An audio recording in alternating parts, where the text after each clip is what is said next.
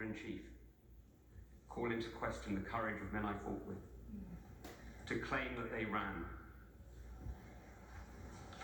It's shameful.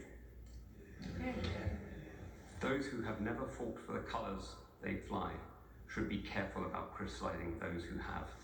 That's UK Brexit Party leader Nigel Farage with us now. Nigel, hello to you. And Dana was reading last hour, there's a report out of London that suggests that Boris Johnson tried to reach President Biden on Monday morning, and they finally talked at 10 o'clock your time in London Tuesday evening. Can you verify that? Yes, that is absolutely true. Joe Biden, despite the fact the mission in Afghanistan was not purely an American mission, it was a NATO mission. We were the second biggest partner. It had been going on for 20 years. Joe Biden chose unilaterally, without any consultation with NATO, without any consultation with us, your closest ally for the last century and a bit more, chose unilaterally to decide the timing and the method by which American troops would leave Afghanistan. That left the rest of us simply with no option, just because America clearly is bigger than we are and the rest of us. And this is not how you treat allies. It is certainly not how you treat a NATO alliance, which since the late 1940s has done so much to preserve peace in the world.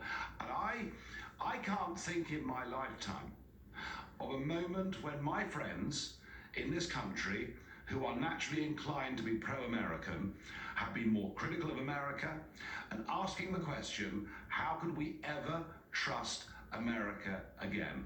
That's just how serious this is, not just for us, but for America's place in the world. And it does seem to me, on a number of angles, that what Biden has done is given China a massive leap up the global agenda. Well, you wrote about that. I wanted to get your take on it. You think that China already has decided we'll figure out a way to deal with the Taliban and we'll take their resources as well? Oh, yes. Oh, of course. I mean, America spent $1 trillion in Afghanistan. It has walked away. Not only has it given the Taliban hundreds, billions of dollars worth of up-to-date military equipment, it's also deserted lithium resources, mineral resources worth $3 trillion, and it's literally given it over to the control of the Chinese Communist Party. You cannot have a green revolution. You cannot have electric cars without large billions of dollars worth of up-to-date military equipment.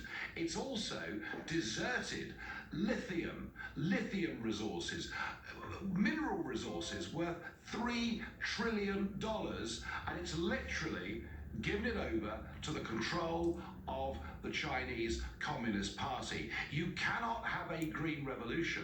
You cannot have electric cars without large quantities of lithium. So militarily, it's a disaster. Strategically, it's a disaster. And in terms of geopolitics, we're asking the question over here, is this the end of America as the global superpower?